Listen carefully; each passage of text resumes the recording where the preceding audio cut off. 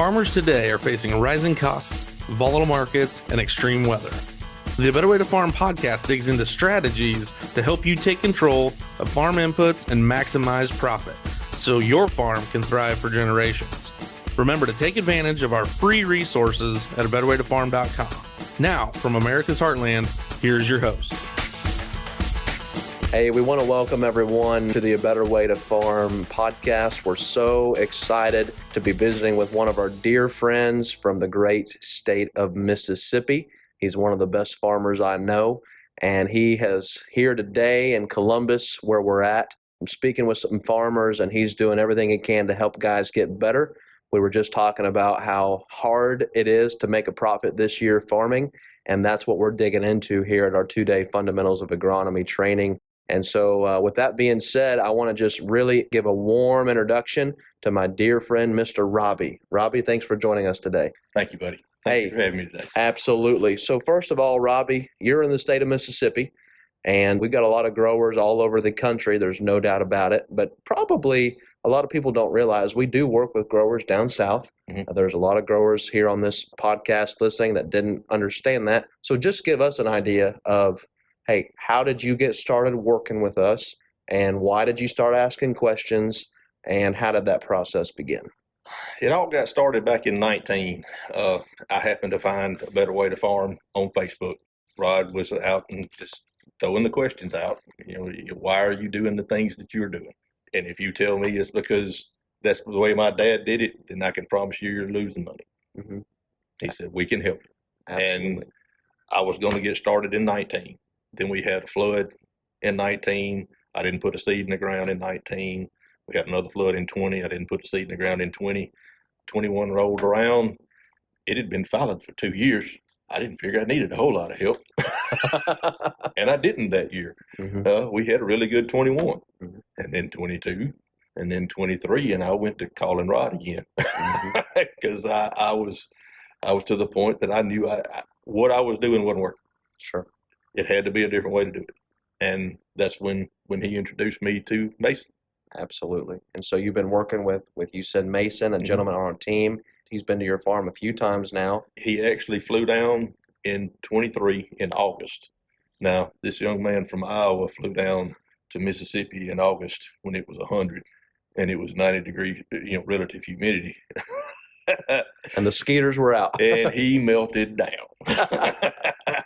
But he wanted to come down. He said, before you spend money, if you don't mind, let me come down and make sure you got potential. Mm-hmm. Because I don't want you to spend money if you don't have the potential to recover. Sure. And he flew down. He spent 2 days here. We looked at every field we had. Some corn had already been harvested. Some of the beans, getting ready to harvest beans. We looked at irrigated stuff and dry land stuff, and he said, yeah, we can help you. Okay. And 24, I did my first test plot. So tell us how that test plot went. I probably didn't do it correctly because I have a tendency not to do things like everybody else does. But I went and pulled my soil samples and got all my data together and had enough stuff on site to do about 250 acres worth of stuff. And in my mind, if I couldn't see it on the yield map on the combine, then if I could see a difference, then it made a difference. Mm-hmm. And if I couldn't see it, then it wasn't a big deal. Mm-hmm. So as I was planting different fields, I had all the stuff in the tank, and I would cut it on for 3-4 rounds mm-hmm. in this field, and then cut it on for 3-4 rounds in this other field. Mm-hmm. And I had, it wasn't anything that I had one block that I could go out and just cut this spot to this spot mm-hmm. and tell you a complete average. So I had to do things a little different on my data gathering. But again, everywhere I turned it on, that I did it correctly, because again, you have to do it correctly for it to work. Right. There were some spots that it didn't work, but I didn't do it right. Right. That was my fault. It wasn't the product's fault. Everywhere I did it correctly, we ended up between 12 and 15 bushels to the plus. Wow. 12 to 15 bushels. That was a soybean test plot. That was a soybean test plot. A soybean in-furrow test plot. In-furrow. And that was the only application we made, was an in-furrow application with a planter. So the total actual product volume, you had a little bit of fertilizer in there. You had some micronutrients. We had some micros. We had 8, 16, 11. 8, 16, 11. 2. Yep. We had Centos, had a pint of Centos, and we had some micros. Absolutely. Depending what it called for at the time. So not a very expensive pass at all. It was not a very expensive pass. You made a little bit of money on that one. It was the problem I was having, because again it was all in very small volume, so it was as expensive as it could be for me to get it here. Right. Plus, I'm having it shipped from the other end of the world. You know how it is. It actually cost me $48 an acre. Okay. For the application, but it made me $120 to $150. Okay. So since then, you've changed up how you do some business. Yes, You've got that cost down. Yes. But that is very exciting. Even at those numbers, it's still over $100 an acre. Absolutely. So that was a soybean test plot. Your two primary crops are corn and soybeans. Yes. And then you would do a little bit of rice as well, correct? Yes. So tell us about the soil that you're farming. How would you describe it? I have anything from the best soil that you can get your hands on to about the worst soil that you can get your hands on. Sure. Locally, we called it ice cream dirt, which was our cotton ground, the best sandy loam, silty loam stuff, right on down to the heaviest clay that you can imagine. Okay. Very and cool. It's more clay than it is silty loam. and how much of that ground are you irrigating? About half of it. About half of it. And the kind of irrigation you're doing we have 4 center pivots, and the rest is furrow irrigation. Furrow irrigated. Very cool. Very interesting. And so since then, what are some more test plots you've done? Have you done anything on more soybeans, looking at adding additional fertility passes on corn or anything to that nature? We did some stuff. We did some really late season stuff that showed really big results. Awesome. I will say this, the worst spot in his field was 15 bushels, and the next pixel on the map was 30. Wow. And that was with one pass of foliar feed. Wow. At either 5.5 or 6. We did not put another pod. We did not put another seed on. We increased the size of the seed that was on the plant. Absolutely. And we got between 15 and 20 bushels on the other end.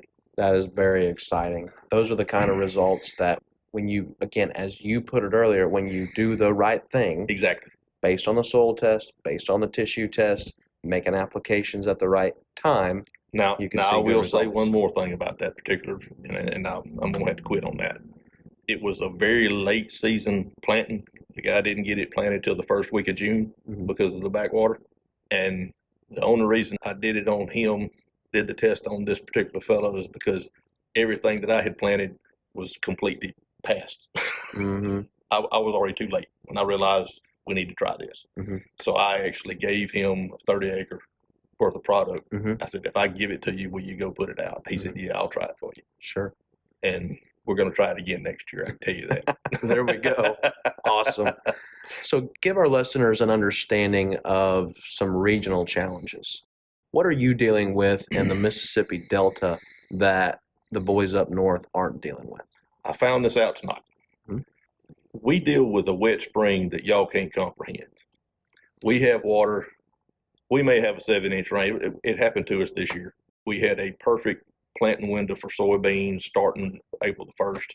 We had a week and a half, 2-week window there, and a lot of acreage went in the Mississippi Delta.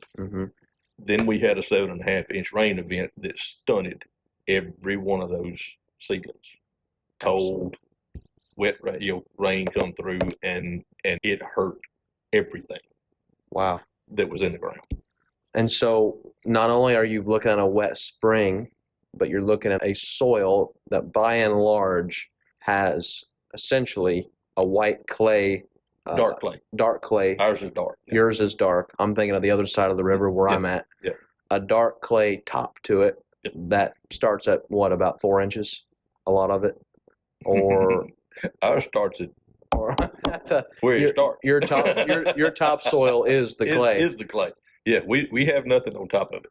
And so, and the reason I asked that question, and then I want to come back to some water management, because that's a big part of what you do is water management.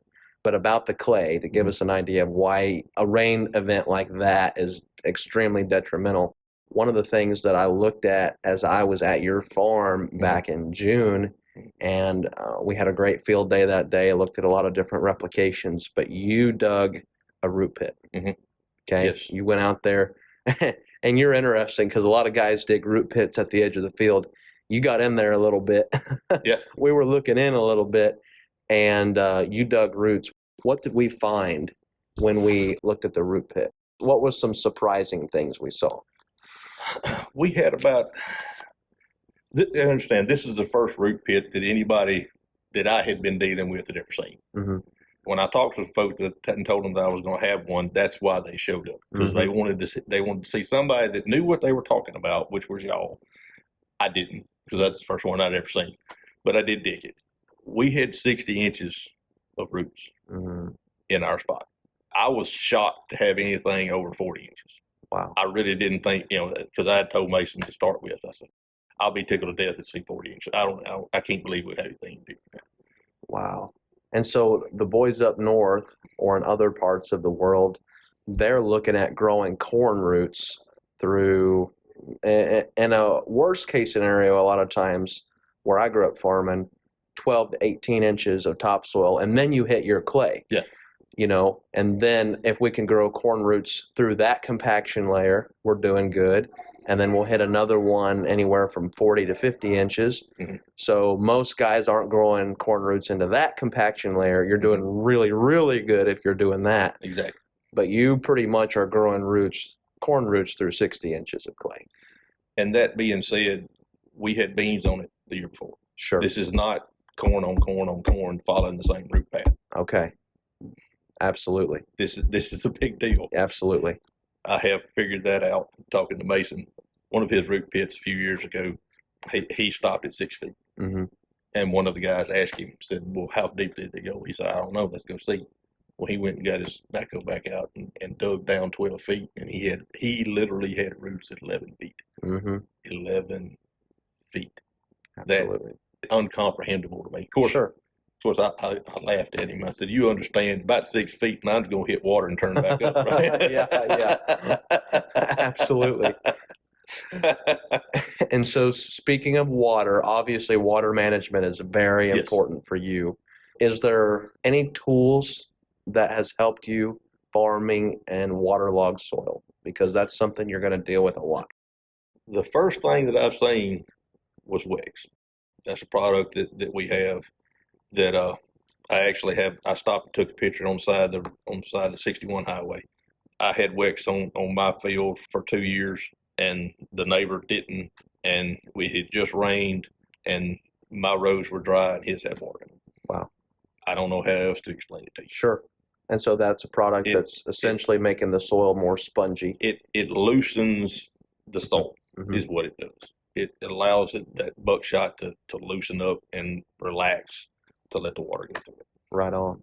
That's awesome. And so you're here today at a 2-day Fundamentals of Agronomy training. We're diving into soil testing, tissue testing, addressing micronutrients, expanding fertility, really dialing things in, looking at some of these tools like what you just talked about, the Wex product and some other things. You've been to one of these before. Yes. You're one of the rare Mississippians that was willing to drive up to Iowa in the middle of February. I think I are the one. But you're glad you did. Yes. Because it helped you implement some of these changes. Talk to us about the journey of learning, because that's the scary part, right? It's learning what you don't know. You cannot be so hard-headed or arrogant to think that you know everything. If that's the way you think, then you're doomed because you will never learn anything else. You have to be willing to say, I don't know, and be able to ask questions. Absolutely. That is the biggest thing to me, to be humble enough to be able to say, I don't know the answer to that. Absolutely. And to understand that, to have the ability to look at it and say, what I'm doing is not working. There's got to be something else out there that does. Right.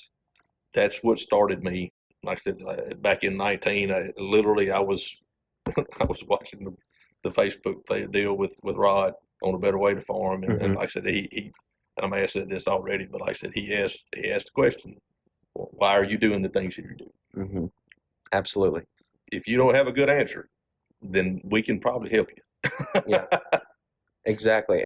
And the thing with you, Robbie, as you were telling me earlier, you're no different than most of everybody else that's trying to make it in this thing called farming. When you'll make a comment to me like, I can't afford to do what No.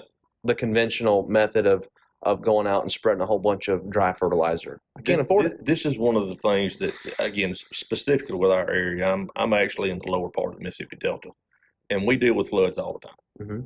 I can't go out there and put $50,000 worth of P&K out in the fall and have it be underwater for 2 months. Exactly. I don't know if it's there. Not even talk about putting nitrogen or anything. I mean, that's not going to happen. Mm-hmm. This program allows me to do this from the time we run the planter to harvest. Mm-hmm. We're not wasting anything that's not going on the plant and into the plant. Mm-hmm. That's the thing that I have learned. Just because dry broadcast is easier does not mean that's what you need to be doing. Yes, sir.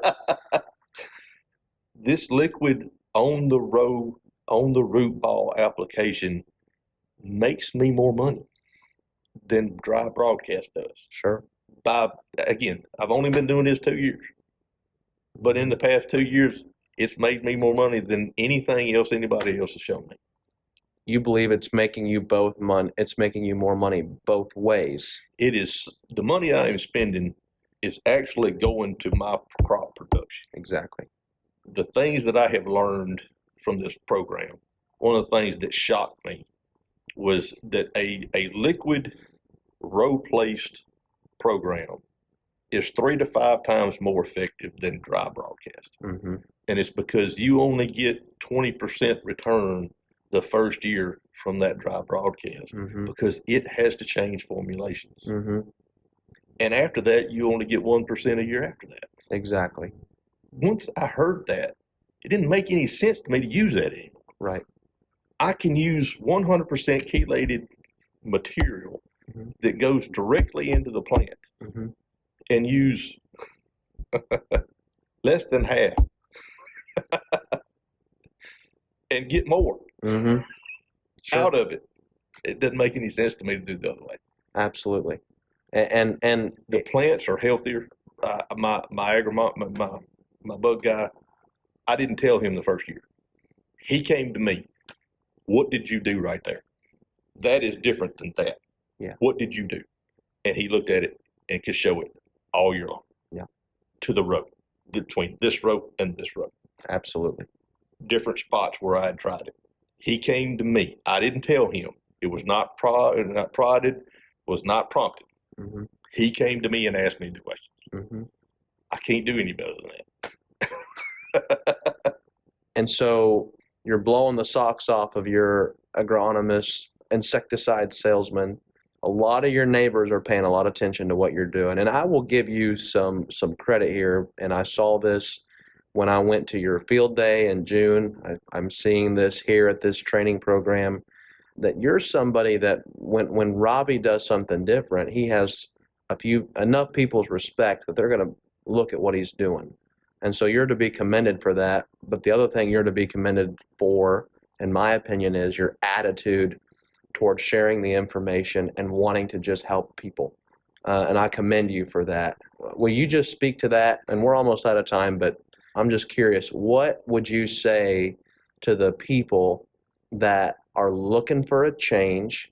And what would you say to the people that, hey, they know there's something to all this, but they're a little tight-lipped about it? I'm just curious your thoughts on that.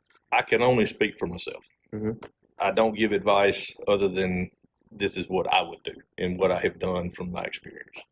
Things are tight enough now that we all understand that there's people that are farming this year that will not farm next year. And that's just all it is to it. And it's not their fault. They didn't mismanage something. Things just happen. I know that from my first year, 12 to 15 bushels is the difference between being in the red and being in the black. Mm-hmm. And the more people that I can talk to about this and the more people I can tell this, it's going to help them save their farm. I can't keep this to myself. This is not me being greedy. This is not me trying to thump my chest being the NCGA or sorghum winner or soybean. I'm not out here to be the biggest and best. I'm trying to help people save their farm because this program will do that. Absolutely. Well, listen, I think that that's the perfect note to end on. You just said what so many people across this country have said about implementing a program, a system like this. This isn't a silver bullet. This is not a one product in one jug. There's nothing in this program that you can take one thing and make 20 bushels. Mm-hmm. This is a process. Absolutely. And it starts with a soil test. Yeah. If you follow the process, you can get to that 20. I actually have a friend of mine had a test plot this year that he told me he was cutting 50.1 bushels on this pass. And when he first got his first pass in his cultivar, he went to 79.8. Wow. That's 30 bushels. Wow. That's incredible. Now, obviously, he had a problem. Yeah, and he fixed the problem. He diagnosed it, then he fixed it. The soil test found the problem, and he followed the procedure and fixed the problem. Absolutely. Your results may vary. Yeah. I don't know how to explain that part. I'm not saying that you to expect that, mm-hmm. but 12 to 15 bushels, yeah, you can expect that. Absolutely.